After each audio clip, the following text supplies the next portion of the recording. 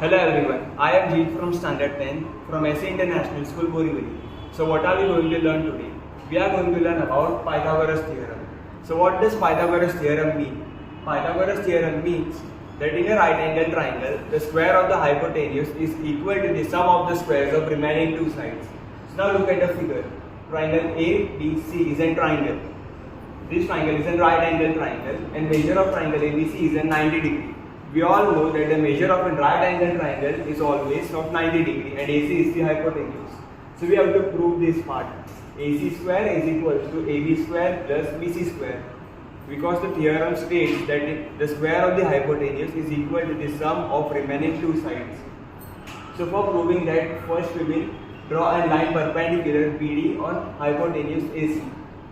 So in right angle triangle ABC, since sec BD is perpendicular on AC, by similarity of right angle triangles we can say that triangle ABC and triangle ADB are similar to each other. So when two triangles are similar, their sides are in proportion. So AB upon AD is equals to AC upon AB.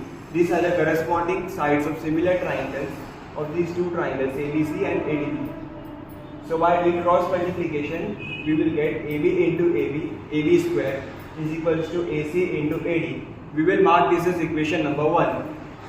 Similarly, here also these two triangles are similar because of similarity in right angle triangles. So when here again, when two triangles are similar, their sides are in proportion. So again by doing cross multiplication, we will get BC into BC gives us BC square is equals to AC into DC. We will mark this as equation number 2. For the proof part, we need to add these both the terms.